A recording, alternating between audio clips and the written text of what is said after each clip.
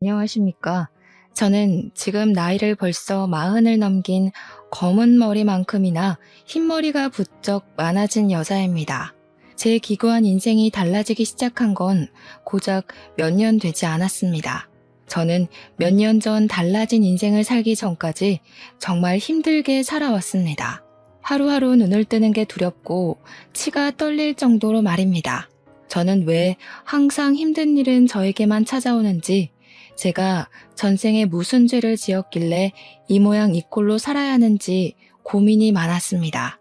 저의 지난 인생, 그리고 달라진 제 인생을 차근차근 여러분께 한번 살풀이하듯이 풀어보려고 합니다.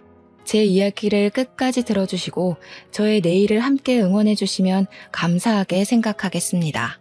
저는 정말 찢어지게 가난한 집의 넷째 딸로 태어나 아무런 지원을 받지 못하고 항상 구박을 받으면서 살아왔습니다. 태어났을 때부터 울면 시끄럽다는 이유로 쫓겨나기 일쑤였고, 제가 할 수 있는 건 부모와 형제자매의 눈치를 보면서 손가락을 빨아대는 일밖에 할 수가 없었습니다. 항상 구멍이 뚫린 옷을 감추며 입어야 했고, 밖에 나가서 뛰어논다는 건 상상도 할 수 없는 일처럼 여겼습니다. 저는 배가 고플 때도, 마음이 허전할 때도, 구박을 받을까 눈치를 볼 때에도 항상 엄지손가락을 쭉쭉 빨면서 구석에 쭈그려 앉아 있었습니다. 그래서 제 엄지손가락이 약간 기형의 형상을 띠고 있는데, 하도 손가락을 빨아버릇해서 모양이 휘어 이상하게 자란 것입니다. 정형외과에 일찍 가서 치료만 받았어도 제 손가락이 이렇게 이상한 모양으로 자라지 않았을 텐데, 우리 부모는 저를 병원에 데려가는 것을 사치라 여겼습니다. 그 시절이 이런 거 하나 고치지 못하는 낙후된 시대도 아니었는데도 말입니다. 우리 부모가 애를 5이나 낳은 건 아들이 필요해서가 아니었습니다. 그냥 피임에 무지했던 부모는 생기는 대로 아이를 낳아 키운 것이죠. 아니, 키웠다기보다는 낳아놓고 방치를 했다는 표현이 더 어울릴 것 같습니다. 차라리 아들을 낳고 싶어서 어쩔 수 없이 딸을 줄줄이 낳은 것이라면 처지가 덜 슬펐을 수도 있겠다 싶을 정도였습니다. 첫째 오빠는 어릴 때 열병을 심하게 앓는 바람에 소아마비가 와서 몸의 반쪽을 절면서 지내는 사람이었습니다. 몸이 자기 마음대로 움직이지 않았기에 상당히 소심하고 누구든 자기를 도와야 한다고 생각하는 피해의식에 사로잡혀 있는 인간이었습니다. 제가 다른 일을 하느라 첫째 오빠가 움직이려고 할 때 도와주지 못하는 날이라도 생기면 첫째 오빠는 이렇게 사느니 죽는 게 낫겠다면서 부모 앞에서 난동을 부렸습니다. 제일 처음 낳은, 그것도 아들의 입에서 그런 소리가 나온다고 부모는 항상 울면서 저와 다른 형제들을 타박하고 구박을 했습니다. 특히 막내였던 제가 집에 붙어 있었던 시간이 제일 많았기 때문에 부모는 항상 제 탓을 하면서 첫째 오빠를 잘 돌보라고 신신당부를 했습니다. 지금은 몸을 사용하기 힘들어서 아무것도 못하는 중이지만, 나중에 의술이 발달하면 소아마비로 반을 절게 된 인간들도 다 고칠 수 있게 될 것이라며 버티라 하셨습니다. 둘째 언니는 아주 멀쩡했고 아주 똑똑했고 아주 당찬 사람이었습니다. 그래서 언니는 20살이 되자마자 집을 떠나 도망쳤습니다. 언니는 고등학교도 나오지 못한 채로 부모 대신 돈을 벌어야 하는 집안의 실질적인 가장이나 다름없는 사람이었습니다. 노예처럼 항상 아침부터 저녁 늦게까지 일을 했고, 벌어온 돈을 전부 부모에게 빼앗기는 삶을 살아야 했던 불우한 여자였습니다. 저는 언니보다 훨씬 더 어렸기에 집에서 첫째 오빠의 뒷바라지를 하고 있었고, 언니는 그런 제 몫의 돈까지 벌어오라는 부모의 말에 떠밀려 닥치는 대로 일을 해야 했습니다. 너무나도 필요한 일상에 언니가 시들어버린 풀떼기처럼 나불나불거릴 때서야 이 집을 떠나야지만 살 수 있을 거란 생각이 들었나 봅니다. 저에게만 살짝 도망가라는 말을 남기고 모두들 잠든 새벽에 홀연히 사라져버렸습니다.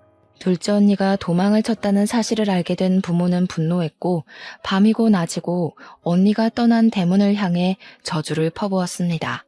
돌에 맞아 죽을련, 가다가 차에 치여 죽을련 하면서 차마 부모로서는 입에 담지도 못할 말들을 퍼부었습니다. 저는 그런 부모에게 기가 콱 눌려 아무것도 하지 못했고, 항상 언니가 마지막에 남겨준 도망가라는 말만 귓가에 왱왱 담아둔 채 하루를 살았습니다. 셋째 오빠는 술독에 빠져 사는 알코올 중독자였고 수가 틀리면 집안의 모든 집기를 던지는 몹쓸 버릇을 가지고 있는 놈이었습니다. 부모조차도 그를 말릴 힘이 없어서 항상 셋째 오빠를 피해 몸을 숨겨야만 했습니다. 저는 첫째 오빠 옆에서 거동을 도와야 했기에 셋째 오빠의 매질을 피할 수가 없었습니다. 어느 날부터는 제가 제일 만만하다고 생각을 했는지 저만 괴롭히기 시작했습니다. 저는 셋째 오빠가 술을 마시고 들어오거나 집에서 술판을 벌일 때가 제일 무서웠습니다. 부모의 잔소리도 첫째 오빠의 피해의식보다 셋째 오빠의 매질이 가장 아프고 힘들었기 때문입니다. 우리 막내는 태어나고 얼마 되지 않아 갑자기 죽어버렸기에 기억도 나지 않습니다.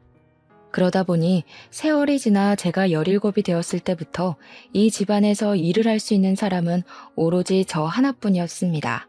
이미 둘째 언니는 도망을 간 상태였고 거동이 불편한 첫째 오빠, 술에 취해 있는 셋째 오빠를 대신해 그 몫을 해낼 사람은 저뿐이었습니다. 저도 둘째 언니처럼 도망이라도 갈 수 있었다면 얼마나 좋았을까요? 하지만 우리 부모는 그렇게 호락호락한 사람이 아니었습니다. 둘째 언니가 도망을 가버린 그날 이후부터 줄기차게 저를 감시하고 들었기 때문입니다. 처음에는 제가 둘째 언니와 따로 연락을 하고 지내는 줄 알고 다시 둘째 언니를 잡아오려고 했는지 저의 동태를 감시하기 시작했습니다. 하지만 둘째 언니가 어디로 갔는지 전혀 모르는 눈치를 보이자 그 뒤부터는 저도 언니처럼 도망을 갈까 싶어 감시를 하기 시작했습니다. 본격적으로 제가 돈을 벌어오기 시작한 그날부터는 언니처럼 도망을 가지 못하도록 제 방문을 밖에서 잠그기 시작했습니다. 언니가 도망을 가게 된 것은 본인들의 뼈저린 실수라면서 그런 실수는 한 번으로 족하다고 말했습니다. 저는 밤에는 화장실조차 갈 수 없었습니다. 제 방문에 밖에서 잠겨 있었기에 방문을 열 수가 없었기 때문이었습니다. 항상 제 방에는 낡은 요강이 들어있었고 야밤에 화장실이라도 가고 싶으면 그 요강을 사용해야 했습니다. 부모가 열어주지 않으면 방 밖으로 나갈 수 없었으니 아침에 일을 나가야 할 시간이 되어 문이 열리면 그제야 그 좁은 방을 탈출할 수 있었습니다. 제 방 창문에는 쇠창살까지 달려 있었습니다. 제가 작고 왜소한 체형을 가지고 있었기에 창문으로 탈출할지도 모른다는 두려움이 있었던 겁니다. 도대체 이게 부모로서 할 일이 맞습니까? 저는 정말 사육당하는 동물처럼 그 집에서 돈 벌어오는 기계로 지내고 있었습니다. 제 나이 26살이 될 때까지도 제대로 된 교육 한 번 받지 못하고 공장에서 내도록 일만 해야 했습니다. 제가 공장에서 도망을 치면 되지 않겠냐 싶겠지만 그럴 수 있었다면 제가 진작 집을 떠나왔겠죠. 공장 주인이 부모님 친구분이셨는데 하루 종일 제 근처에 서서 제가 일하는 모습을 감시하곤 했었습니다. 그들에게 저는 언제든지 도망을 갈 수 있는 존재이기도 했고 배은망덕한 피가 흐르는 불손한 존재이기도 했습니다. 제 변명 같은 건 들을 생각도 없는 사람들이었고 부모는 저를 직접 출근시키고 직접 퇴근시키는 귀찮은 일을 하면서도 제가 도망갈까 쉬지 않고 감시를 했습니다. 공장에서 화장실을 갈 때도 항상 2인 1조로 다녀야만 했고요. 제가 힘듦을 토로할 때마다 더 열심히 하라는 채찍질만 저에게 돌아왔습니다. 그렇게 번 돈은 모조리 우리 부모의 통장으로 꽂혔기 때문에 제 주머니에는 떡볶이를 사 먹을 돈 1,000원도 없었습니다. 매일 똑같은 하루가 반복되다 보니 오늘이 무슨 요일인지도 모르고 살던 어느 날 저에게 뜻밖의 기회가 찾아오게 되었습니다. 공장을 사찰하러 온 본사 직원의 눈에 제가 딱 들어오게 되었던 것입니다.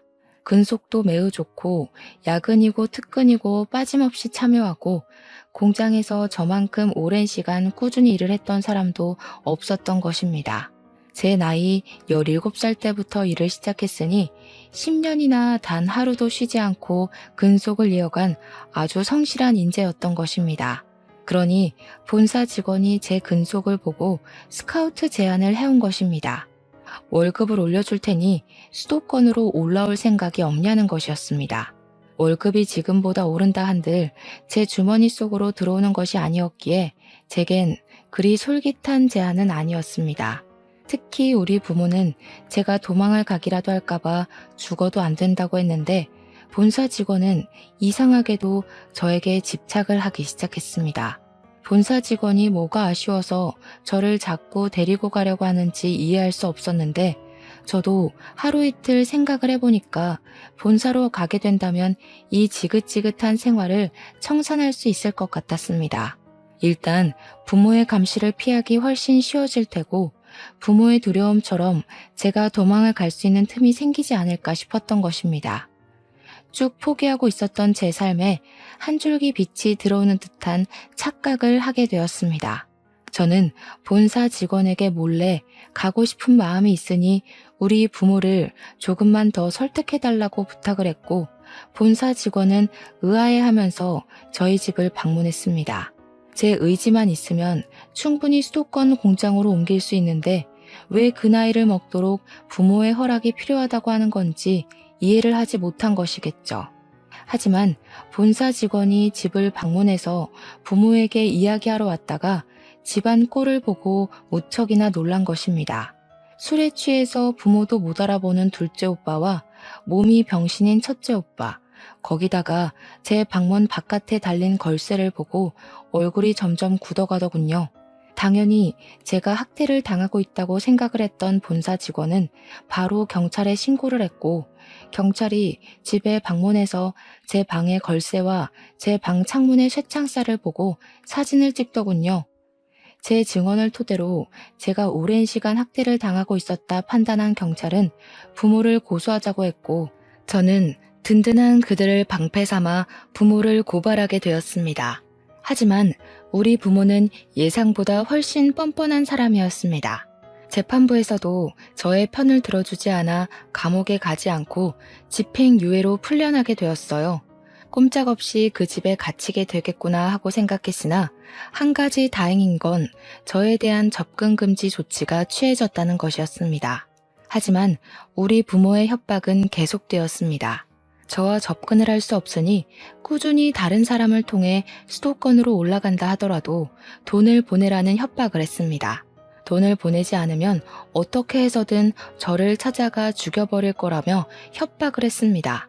저는 오랜 시간 정서적 학대를 받아왔기에 그런 부모가 무서웠고 시키는 대로 꼼짝없이 할 수밖에 없었습니다. 수도권 공장 기숙사에 들어와 일을 하면서 모아둔 돈은 하나 없었고 밥 한 끼를 사 먹을 돈이 없는 날이 많아서 점심은 공장에서 주는 밥을 먹고 저녁은 물로 배를 채우면서 일을 했습니다. 회식하는 날만큼 즐거운 날이 또 없었죠. 그렇게 28살이 되었을 때 공장 직원 중 한 명이 저를 빤히 지켜보는 듯한 착각이 들었는데 어느 날 저에게 말을 걸더라고요. 혹시 제가 사채를 쓴 건가 싶어서 도울 일이 있을까 해서 말을 걸었다고 하더라고요. 왜 밥을 먹지 않는 거냐고 공장에서 지급하는 점심밥만 먹지 않냐고 하더라고요. 저는 솔직히 부끄러워서 아무 말도 할 수 없었습니다. 공장에서 받는 돈이 꽤 되는데도 불구하고 돈이 없어서 물배를 채운다는 말을 어떻게 하겠습니까? 제가 고개를 푹 숙이고 있자 저녁을 든든하게 먹어야 잠도 잘 오는 거라면서 저에게 고기를 사주겠다고 하더라고요. 퇴근하고 공장 앞에 있는 삼겹살집에 데려가서 밥을 사주시는데 너무나도 감사하더라고요. 그분은 저보다 4살이 많은 남자 선배였는데 저에게 밥을 사주시면서 하는 말이 몇 개월간 제가 자꾸 눈에 밟혀서 저를 지켜봤다고 하더라고요.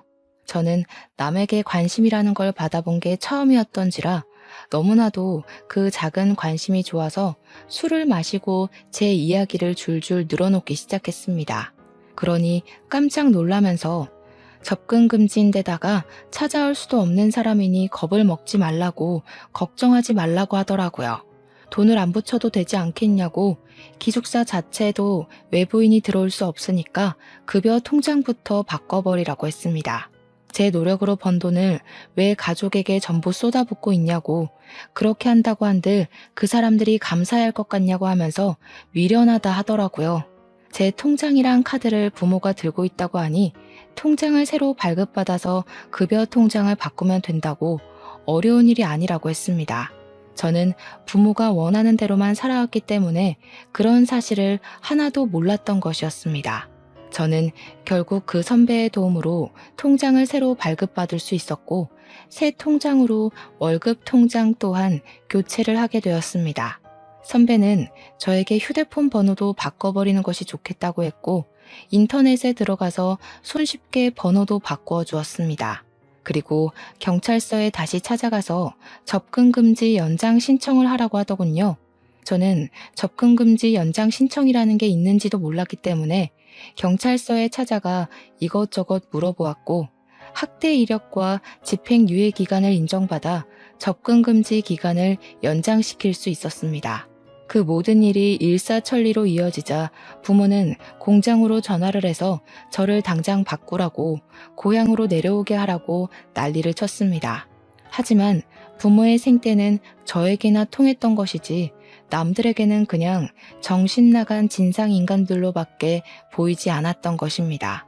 제가 처한 상황을 미리 공장 측으로 말을 해두고 본사 직원이 경찰서에 신고를 했던 이력과 소문이 공장에 떠돌고 있었기에 부모가 저에게 직접적으로 연락할 수 있는 방법은 존재하지 않았습니다. 거기다가 접근금지 명령을 어기게 되면 집행유예 기간이라 가중처벌을 받을 수 있어서 부모가 함부로 절 찾아오지 못했습니다. 하지만 우리 불도저 같은 부모는 몇 번이나 공장 앞으로 저를 찾아왔어요.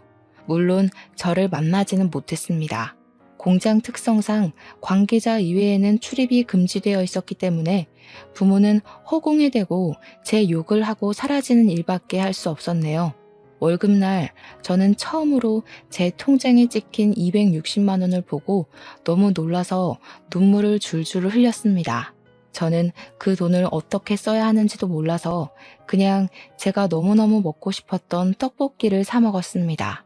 시장에서 파는 2,000원짜리 떡볶이 말고 2인분에 12,000원이나 하는 즉석 떡볶이를 저를 도와준 선배와 함께 가서 사 먹었습니다. 선배는 저에게 참으로 힘들게 살았겠다면서 그동안 고생했다고 저의 처지를 안타까워하면서 위로도 해주었습니다. 본인은 홀어머니와 둘이 살고 있는데 자기도 참 힘들게 살았었던 과거가 있어서 제가 사채 빚에 쪼들리고 있는 줄 알았다고 했습니다. 지금은 물론 빚도 다 갚았고 홀어머니가 운영하는 식당 장사가 무척이나 잘 되고 있어서 여유 있게 살고 있긴 하지만 과거를 생각하면 치가 떨릴 정도로 힘들었다고 하더라고요. 공장에서 일한 지 오래됐죠? 네, 저 이제 12년 차예요 벌써. 와, 엄청 동안이네. 그러면 나이가 32살? 나랑 동갑이라고요? 나보다 어리다고 하지 않았어요? 네, 저 28살이에요. 제가 공장에서 17살 때부터 일을 했거든요. 17? 학교도 안 다니고 공장에서 일을 했단 말이야? 어떻게 부모라는 탈을 쓰고 그런 기본 교육까지 못 받게 하고 돈이 뭐라고 그 어린 학생을 공장에 취직을 시켜서 이 나이 먹도록 착취를 할 수가 있어. 선배는 마치 자기 일처럼 화를 내주었고 저는 그게 고맙기도 하고 속이 시원하기도 해서 눈물이 절로 났습니다. 타인에게 받은 따뜻한 온정이라 너무 좋았어요. 저는 자연스럽게 선배와 어울려 다니기 시작하면서 선배에게 동료 그 이상의 감정을 느끼기 시작했습니다. 제가 어릴 때부터 잘 먹지 못해서 엄청 말랐었는데 선배는 제가 살이 쪄야 한다고 공장 근처에 맛집이 엄청 많은 거 알고 있냐며 물어보시더라고요. 사실 저는 뭘 먹어도 너무너무 맛있었거든요. 그래서 맛집을 잘 모른다고 하니까 저를 데리고 이 집 저 집 다니면서 맛있는 걸 찾아 먹여주기 시작했습니다. 세상에 어디서도 못 본 맛있는 음식들이 너무 많더라고요. 저는 살도 점차 오르기 시작했고 얼굴 때깔도 고와지기 시작했습니다.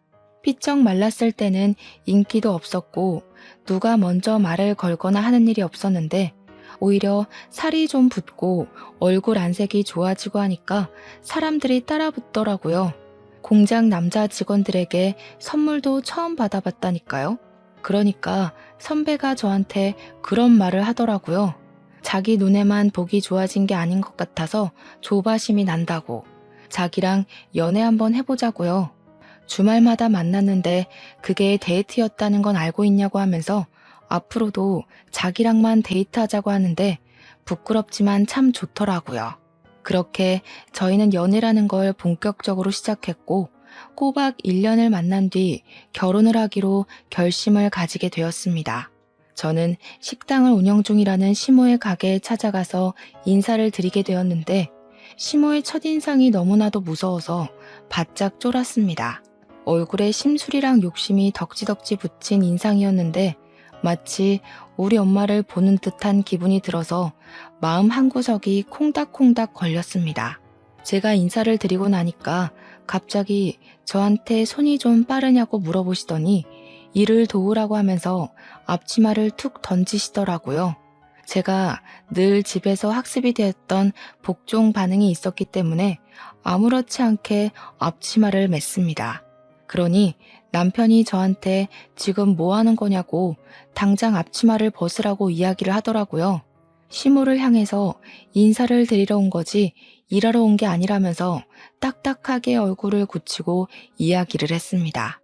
그러니 시모가 자기한테는 인사도 나발이고 가게 일을 도와줄 사람이 더 필요하다고 하면서 일을 하라고 했고 저는 화를 내는 남편을 말렸습니다. 그렇게 그날 하루 종일 식당 일을 도왔고 그게 시모 눈에는 나쁘지 않게 보였는지 처음 인사를 드렸을 때보단 조금 누그러진 모습이었습니다. 제가 집안일을 어릴 때부터 도맡아 했기에 소질이 조금 있었거든요. 둘째 언니가 돈을 벌러 나간 이후부터 집안일은 모두 제 몫이었으니까요. 식당 일이 모두 끝나고 나서야 남편은 저와 결혼을 하려고 찾아온 거라고 했고 시모는 그때부터 본격적으로 저희 집 호구 조사를 시작하셨습니다. 저는 아무 말도 할 수 없었습니다. 저에게 가족은 두 번 다시는 만나고 싶지 않은 사람들이었기 때문에 딱히 설명할 말이 없었던 것입니다. 하지만 속일 수는 없었기에 제가 아는 선에 있어서 최대한 솔직하게 이야기를 했더니 시모가 인상을 팍 쓰면서 완전히 날뛰시더라고요. 이 결혼은 절대 반대라고 빠져도 너무 빠지는 집 처자를 데리고 온 거 아니냐면서 자기 눈에 흙 들어가기 전까지 안 된다고 면전에 대놓고 말씀을 하시더라고요. 제발 허락을 해달라며 남편과 저는 무릎을 꿇고 빌었고 시모는 무릎을 백날 꿇어봐야 죽어도 안 된다는 말만 반복하셨습니다. 시모의 결사반대에도 불구하고 저와 남편은 헤어질 수 없어서 결국 저희는 혼인신고부터 해버리자는 마음을 가지게 되었습니다. 결국 결혼식도 올리지 않고 혼인신고를 먼저 했고 기숙사를 나와 신혼집을 얻어 살림을 차렸습니다.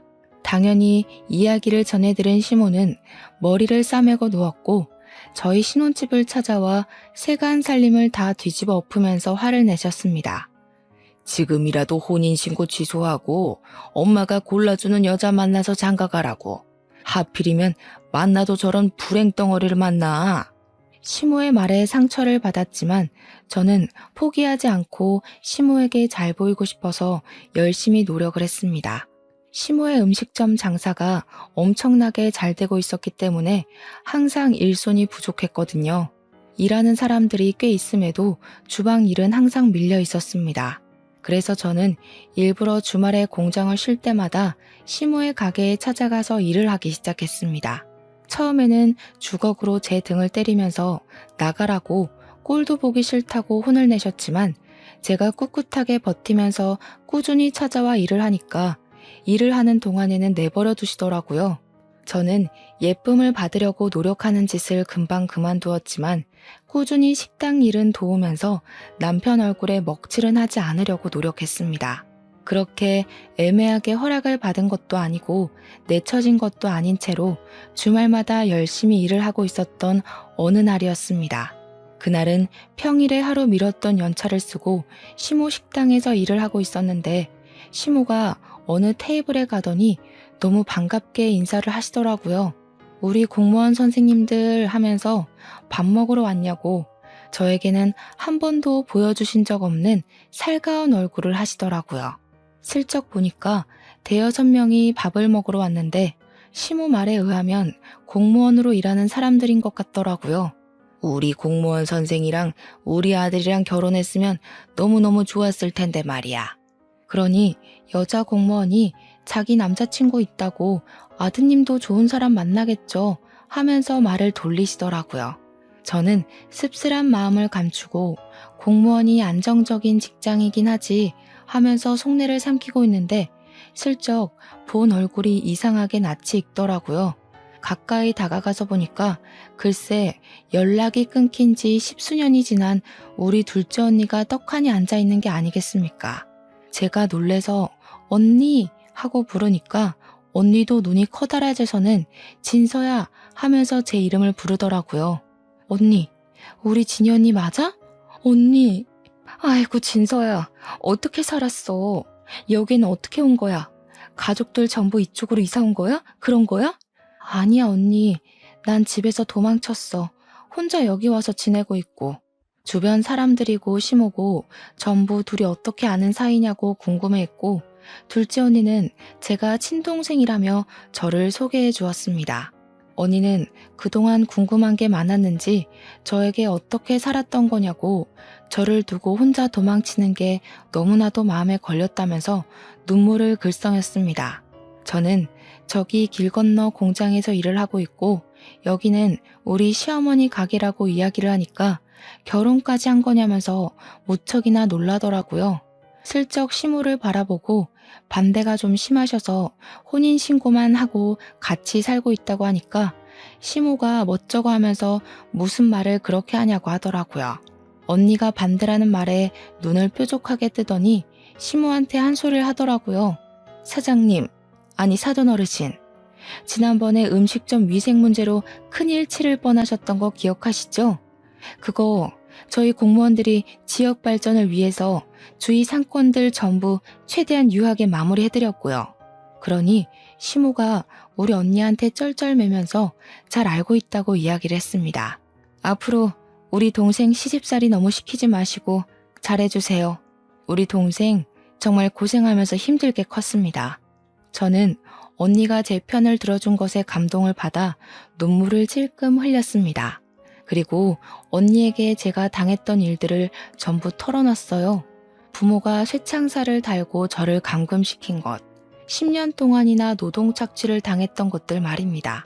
지금은 접근금지 신청을 해놓고 찾아오지도 못하게 연락처도 바꾸고 살고 있다고 하니까 언니가 아주 똑부러지게 잘했다면서 저를 칭찬해 주었습니다. 그렇게 언니랑은 연락처를 교환했고 서로 안부를 물어보면서 지내게 되었는데 항상 행복이 시작되면 사건이 터지더라고요. 제가 일을 하는 공장에는 여러 가지 조가 있었는데 저는 주 5일만 일하는 주간조였고 남편은 교대 근무를 하고 있었습니다. 남편이 그날은 밤 9시쯤 퇴근을 하는 날이라서 저녁 식사를 미리 준비해 놓고 남편을 기다리고 있었습니다. 평소보다 30분 일찍 8시 반쯤 현관벨이 울리길래 남편이 일찍 퇴근을 했나 싶어서 별 의심 없이 문을 열었는데 우리 부모가 떡하니 대문 앞에 서 있더라고요. 저는 놀래서 문을 닫으려고 했지만 부모가 한 발 더 빨랐고 제 머리채를 쥐어뜯으면서 문을 열고 밀고 들어왔습니다. 저한테 망할 년이니 못돼 처먹은 년이니 하면서 저를 막 이리저리 끌고 내동댕이 치고 발길질을 시작했습니다. 당신들 지금 접근금지 명령을 어긴 거야. 내가 경찰에 신고할 거야. 참나, 너 시간 개념 없는 건 여전하구나. 그거 어제 끝났어 멍청이야. 제가 결혼을 하고 접근금지가 끝나가는 걸 체크하지 못했던 것입니다. 신혼생활이 즐겁고 주말이고 평일이고 일하느라 바빠서 신경을 쓰지 못했던 거죠. 저는 망연자실한 기분을 맛보게 되었습니다. 미리미리 연장을 했어야 했는데 제가 너무 바보같이 행복감에 젖어 지냈던 것이었죠. 너 혼자 이런 집에서 잘 먹고 잘 살면 장땡인 줄 알아? 너 부모가 네 오빠들이 어떻게 지내는지도 모르고. 그러지 말고 당장 짐 싸. 당장 내려가게. 도대체 내가 여기서 지내는 건 어떻게 알고 찾아온 거야? 등본만 떼도 싹 다 나오는 걸 아직 모르고 살았니? 내가 가긴 어딜 가. 여기가 내 집이야. 나 결혼도 했고 이제 당신들이랑 같이 살면서 노예처럼 굴지 않을 거야. 나도 내 인생을 살 거라고. 제가 악다구니를 쓰는 사이에 우리 남편이 퇴근을 해서 집으로 돌아왔고 집안 꼴을 보고는 놀래서 거실로 들어왔습니다. 제가 주저앉아서 엉엉 울고 머리는 산발해서 있으니까 남편이 저에게 다가왔는데 그 순간 우리 아빠가 남편의 뺨을 세차게 쳤습니다. 네가 우리 딸을 꼬여낸 못된 놈이냐면서 소리를 지르고 남편은 이거 다 폭력이라고 신고하겠다고 맞서 싸웠습니다. 경찰을 부르겠다는 소리에 부모가 덜컥 겁을 먹었는지 잠시 조용해지더라고요. 자기들이 한 일이 불법적인 일이라는 걸 잘 알고 있는지 말로 하자고 하더니 남편과 저에게 무리한 요구를 시작했습니다. 우리도 돈만 꼬박꼬박 보내주면 이럴 일 없어. 매달 200만 원씩만 보내주면 우리도 조용히 고향 내려가서 살게. 도대체 200만 원이 네 집 개 이름입니까? 제가 한 달에 버는 돈이 잔업 다 해야 260만 원인데 어디서 200만 원을 달라고 하는 건지. 저는 절대로 못 준다고 날강도가 따로 없다고 바락바락 대들었습니다. 우리 남편도 제 의견에 동의를 하는지 그렇게는 드릴 수 없다고 이야기를 했습니다. 그러니 부모가 저를 낳고 키움값 받는 건데 뭐가 문제냐고 당당하게 말을 하는데 도대체 저를 키우는데 돈을 얼마나 썼다고 그런 말을 하는 건지 어이가 없더라고요. 손가락을 하도 빨아서 기형인 것도 매번 구멍난 누더기 옷만 입었던 것도 전부 물려받은 건데 저에게 드린 돈이 도대체 얼마인지 저도 궁금하더군요. 결국 남편이 경찰에 신고를 하겠다고 나서자 일단 본인들은 고향으로 내려갈 테니 돈은 꼬박꼬박 보내라면서 자기들 할 말만 하고 사라지더라고요.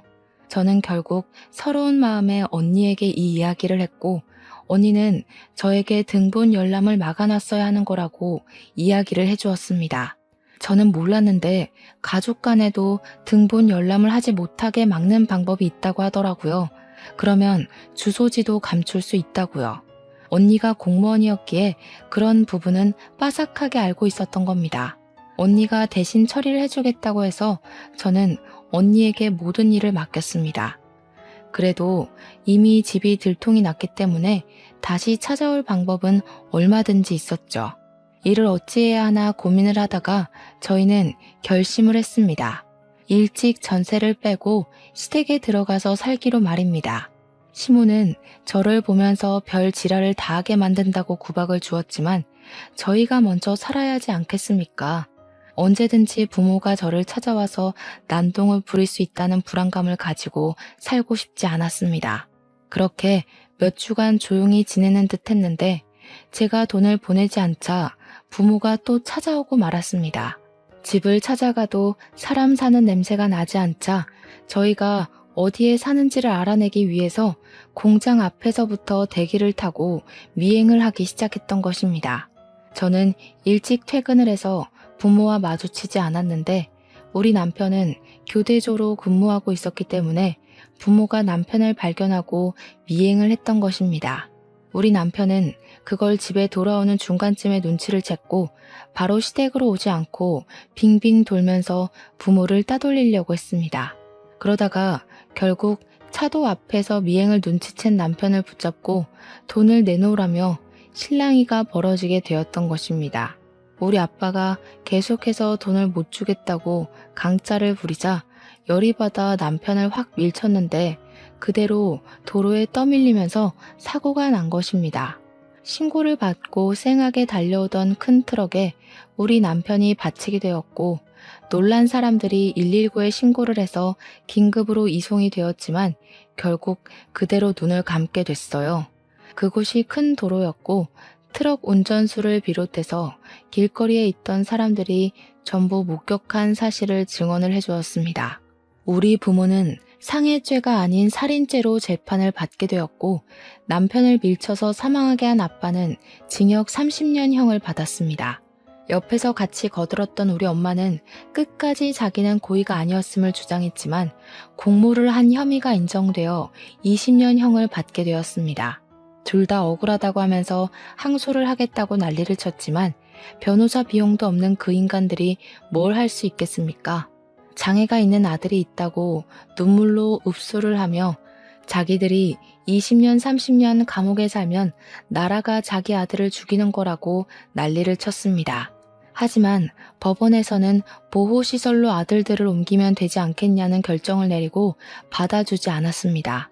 거기다가 저를 학대하고 접근 금지가 끝나자마자 저를 찾아와 난동을 부렸던 점까지 연결이 되면서 가중처벌을 받게 되었습니다. 하지만 그런 처벌을 받았다고 제 마음이 누그러지거나 풀리는 것은 전혀 없었습니다. 저는 하루아침에 남편을 잃은 과부가 되었고 하루하루 눈을 뜨는 게 괴로웠습니다. 더욱더 괴로웠던 건 제가 시댁에서 시모와 함께 지내고 있었다는 사실이었습니다. 시모는 하나뿐인 아들을 저 때문에 잃게 되었다면서 저를 볼 때마다 분노에 가득 차 있었습니다. 제가 죽었어야 했는데 자기 아들이 죽었다며 저를 원망했습니다. 하지만 가해자가 제 부모인데 제가 뭘 어쩌겠습니까? 저는 하염없이 눈물만 흘렸죠. 시모는 결국 저에게 집을 나가라고 했습니다. 그런데 글쎄 그 와중에 남편의 사망보험금에 대한 존재를 알게 됐습니다. 남편이 사망보험금을 제가 받을 수 있게 가입을 해줬었는데 그걸 시모가 알고 보험금을 내놓으라며 악다구니를 쓰기 시작했습니다. 우리 아들 목숨값을 왜 가해자 딸인 네가 받냐? 당장 내놔. 그 돈으로 네가 행복하게 사는 꼴 나는 죽어도 못 본다. 내가 마지막으로 기회를 줄 테니 그 보험금을 내놓고 너는 어디 다른 집에 채취 자리 마련해 줄 테니 그쪽으로 가. 그러면 저에게 사거리 지나서 있는 대형 고깃집 사장 아들이 장애가 있는데 그 집 며느리로 들어가면 돈 걱정은 없이 살 수 있을 거라고 하더군요. 첫째 오빠가 장애가 있다고 하지 않았냐면서 딱 맞는 자리라고 남편 보험금을 내놓고 저는 그 집에 들어가서 살라는 겁니다. 시모가 도대체 무슨 자격으로 저에게 이런 요구를 하는지 어이가 없어서 죽어도 싫다고 하자 그러면 보험금 내놓고 자기 집에서도 나가라고 했습니다. 어머님은 돈도 많으시면서 도대체 남편이 저에게 남겨준 보험금을 탐내시는 거예요? 애초에 난 네가 마음에 들지 않았다. 어느 한 구석도 눈에 차는 곳이 없었어. 우리 아들 목숨값으로 네가 먹고 놀고 하는 거 생각하면 기분이 더러워서 자다가도 벌떡 일어난다, 내가. 그 말에 저는 그냥 시모에게 사망보험금으로 받은 1억을 줘버리고는 다시 공장 기숙사로 돌아와 일을 하기 시작했습니다. 기숙사에 다시 들어오니까 남편이랑 살았던 그 집이 너무 그립고 제 처지가 너무 불쌍하게 여겨졌어요. 그때 우리 둘째 언니가 저에게 많은 힘이 되어 주었습니다. 저한테 공장에서 허송세월 보내지 말고 공무원 준비를 해보는 게 어떠냐고 하더라고요. 새로운 거에 도전하면 회복이 될지 안 될지 어떻게 알겠냐고 하면서 도전을 해보라고 하길래 저는 냅다 족쇄 같은 공장을 그만두게 되었습니다. 근속 연도가 꽤 있었기에 퇴직금 받은 걸로 작은 방을 하나 구해서 언니의 조언대로 공무원 시험 준비를 시작했습니다. 제가 고등학교도 졸업하지 못한 중졸이었기에 공부하는 게 정말 쉽진 않았습니다. 그렇게 1년간 검정고시 준비를 했고 공무원 시험을 3년이나 준비를 한 뒤 결국에는 당당하게 합격을 하게 되었습니다. 지방직으로 합격을 했던 터라 저는 전라도 순창에 있는 작은 동사무소에 발령을 받게 되었고 저는 또다시 타지로 떠나게 되었습니다. 36의 나이에 신입으로 일을 한다는 게 참 힘들었지만 정이 많은 사람들 덕분에 보람이 차기도 했습니다. 그렇게 나이가 40을 넘기고 저는 그 마을에 완벽하게 적응을 해서 열심히 봉사도 다니고 일도 하면서 하루를 바쁘게 살았습니다.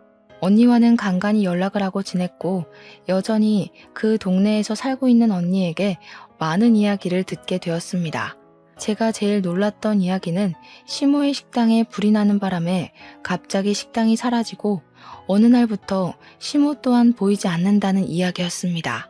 분명 불이 난 이후에 시모를 두어 번 봤었는데 이사를 간 것인지 뭔지 갑자기 동네에서 사라졌다고 하더라고요. 저는 궁금한 마음에 찾아가 볼까 생각을 하기도 했지만 저에게 그다지 좋았던 사람은 아니라서 그런 수고를 하진 않았습니다. 어느 날 지자체 프로그램으로 치매 요양원에 봉사를 하러 가게 되었는데 전라도 광주에 있는 요양원이었습니다. 요양원 할머니들의 영정사진을 미리 찍어주는 봉사였는데 한 분 한 분 머리를 정리하고 사진을 찍으려던 순간이었어요. 아니 웬걸 저희 시모가 떡하니 있는 게 아니겠습니까? 너무 놀란 나머지 꾸민 장비를 죄에 놓치고 말았죠. 경기도에 있어야 할 시모가 왜 전라도에 있는지도 궁금했습니다. 요양보호사에게 물어보니까 이야기를 해주더군요. 김할머니요?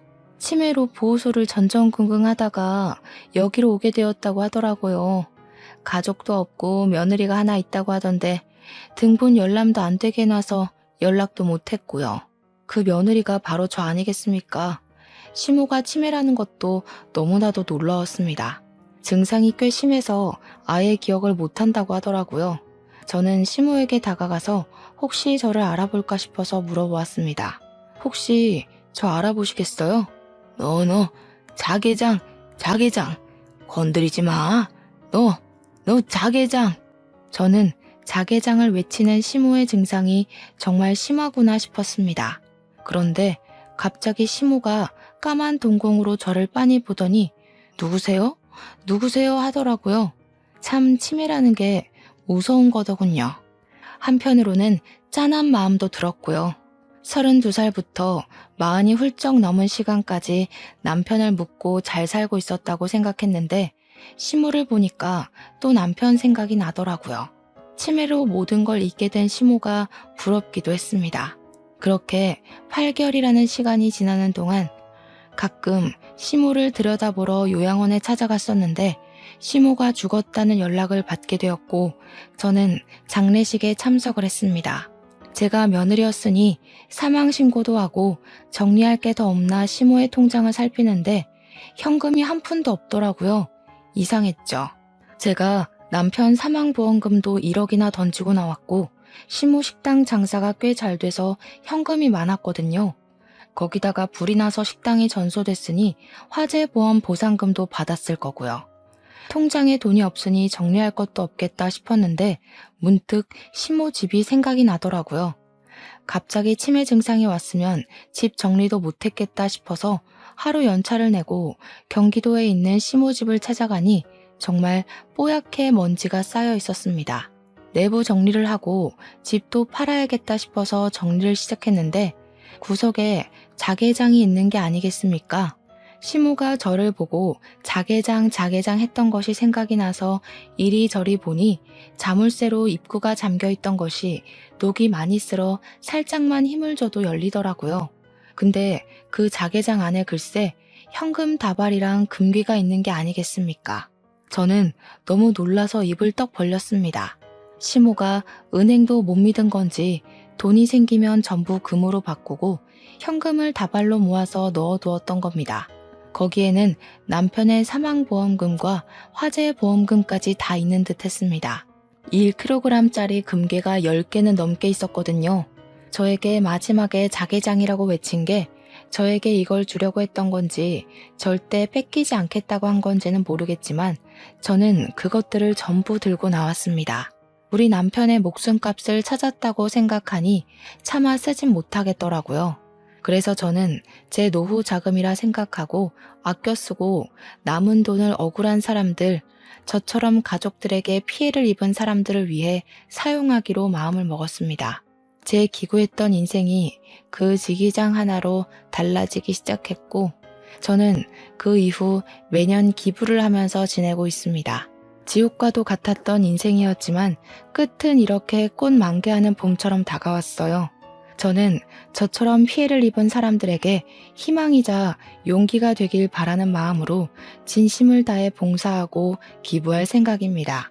여러분들도 욕심 부리지 않고 좋은 뜻으로 사람을 대하면 언젠간 봄날이 오지 않을까요? 아무튼 제 긴 사연 들어주신 여러분 정말로 감사합니다. 좋은 하루 보내세요.